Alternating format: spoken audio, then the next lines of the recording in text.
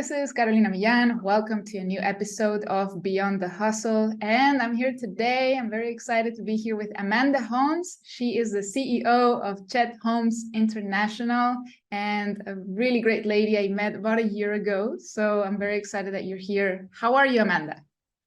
I am wonderful. I'm so happy to be here as well. I'm so glad we got this followed up just a year later, but we made it happen. I know. I wanted to make it happen sooner, but I don't know.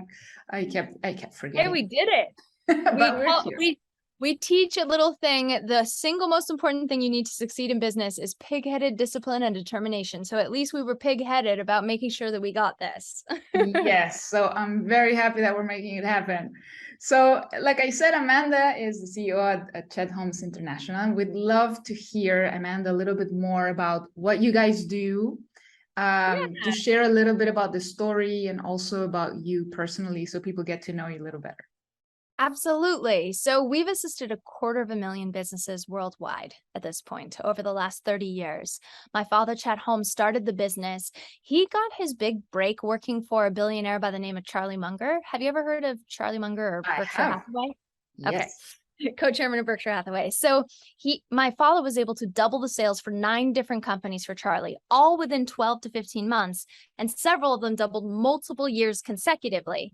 That's when he realized that he had a system for how to double sales. So then he worked with 60 of the Fortune 500 and then wrote this book, The Ultimate Sales Machine, which is, so many companies have voted it in the top 10 most recommended marketing and sales books of all time, which is such an honor.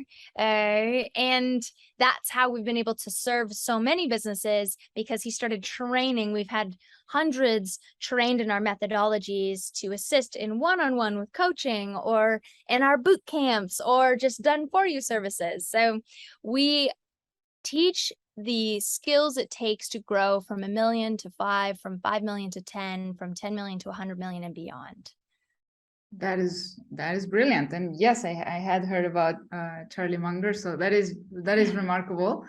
So this book, yes, it's definitely, when I was first starting out over 10 years ago, there was a book that everybody was talking about. All the mentors that I follow, they would always recommend this book, included in their list. And as I see, and as I've known for a little while, you guys have updated it now. There's a 2022 updated version. What would you say has changed since the original book was written? Like, and what can we expect from the new one? Absolutely. So 15 years ago, when my father released the book, the average company was on 7 different marketing mediums. I'm sorry if you're hearing the cars go by. I'm in an Airbnb here because I'm about to go to an event. Okay. So the average company would be on 7 different marketing mediums. Today, we're on an average of 13 different marketing mediums with 5 social media platforms and 3 paid advertising sites. So we are doing double the amount of work to get the attention of our prospect, because our prospects are inundated with commercial messages, just clutter. We now have 3.8 billion social media pages that we're all competing. If you're feeling like, wow, I don't know why, but I just can't get my prospect to hear me, or they're just not replying, or when I send a message, they're not answering, or when I leave a voicemail, they're not picking up. Why is this? It's because the clutter factor is so high. So grabbing their attention is more difficult than ever before, especially since you'd think with all of these omni-channel marketing techniques, it would be easier for a salesperson to actually get through. But it used to take an average of 5 touches or 5 follow-ups for a salesperson to get their attention. Now we're on an average of 9 to 12 touches for a salesperson. And 80% of salespeople don't follow up after 3 touches. Right. So we really have to start thinking, how are we pig-headed, right? Again, pig-headed, disciplined, and determined to get our prospects' attention, but then do it in a way that isn't salesy, because the traditional commission breath salesperson is just, they're dying fast. The chapter 4 of the new edition is Death of a Salesman, Birth of a Strategist, because 97% of our prospects feel that salespeople are too pushy today. So what can we do to provide value? We call it stop selling, start educating. So I took all of my father's timeless strategies that obviously the book has still been selling tens of thousands of copies purely just word of mouth. I really haven't put marketing dollars behind it in several years.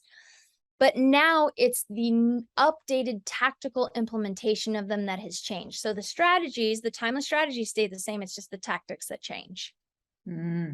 Yeah, like probably the art of marketing hasn't changed. It's mostly the science, right? The platforms and that kind of thing. Exactly. Yeah, But my yeah, father go ahead. attention span. Yeah, the attention span. I mean, today is just like this. Crazy. I look at how I consume content. I will not watch a television show, but I'll go on Facebook Watch and it feeds me based on the algorithm TV shows that I'll watch a double speed TV show that will be 13 minutes long with no commercial breaks. And it's just the most bizarre way of watching or consuming a television show. I look at that and go, wow, what have we come to today where I don't want to see a commercial. I don't even want to watch it one speed. I'll watch it 0.5 speed or 1.5 speed or 2 speed. It's just strange. Yeah, definitely. So definitely, and anybody watching here right now, I'm gonna put the link for the updated version of the book so you guys can get it. So let's talk about maybe some of the strategies that, because you said you have helped like 250,000 businesses, right, over the years to double, triple, etc. their sales. What are some simple strategies that people, anybody in a business of any size could start implementing right now to see a difference, to see an increase in their sales? So we have the fastest, least expensive way to double sales. It's called the Dream 100. And that's a really important place to start. It started with my father working for Charlie Munger. So he was given a list of 22 different potential prospects. And Charlie said, okay, go cold call these 2,200 people. Now, when he did some analysis of the 2,200, he realized that only 167 of them purchased 95% of the space. So instead of going just spray and pray, going after everyone, he led an intensive. That's where the Dream 100 was invented. He led an intensive effort to the Dream 167 at that time, where every single week he would provide some kind of value. He would send, at that time, it was a direct mail piece, and then he'd follow up the next week with a phone call, and then he'd follow up the next week with a fax, and then he'd do the direct mail piece again. And he did this every single week. For the first 4 months, he didn't get one sale, which everybody in the office started to talk like, what is up with this sales expert? And he can't even get a sale, but he was going after the biggest, best clients, right? So it's not the absolute fastest, but in the 6th month, he closed the largest contract that the industry had ever seen, Xerox. He brought Xerox into their industry. And then after that, closed another 28. So they doubled sales in the 6th month, and they continued to double sales over and over and over again in every industry or in every company, multiple years in a row, following this Dream 100. So by definition, the Dream 100, it's about, there's always a smaller number of better buyers than there are all buyers. That means that marketing and selling to them is cheaper than marketing and selling to all buyers. So I would even challenge everybody on this right now. Your homework would be, who is one person that could completely change your world? Who's that one? And if you got them as a client, what would be the lifetime value of that client? And if that is a tantalizing, exciting number, you will do whatever it takes to get that client regardless. And when you think of getting that client, it's about being in their face, in their place, in their space. My father always used to say that, in their face, in their place, in their space. But you do it in a way that you're the bright spot in their day, right? You are providing them helpful tips. You are giving them great value. Maybe you're sending them clients. You find out what their pain points are and you're trying to solve them for them. You send them clever jokes or memes or videos that they would find interesting. Just perpetually being a part of their world until they feel morally obligated to take a meeting with you, to discuss with you, until they become a client. So the progress is, okay, Dream 100 is, I've never heard of you before, to, oh, I think I've heard of them, to, oh, I know them, to, yeah, we work together. That is the progression of what a Dream 100 should be. And you start by looking at your current client base and identifying the people who are buying That's more great. from you.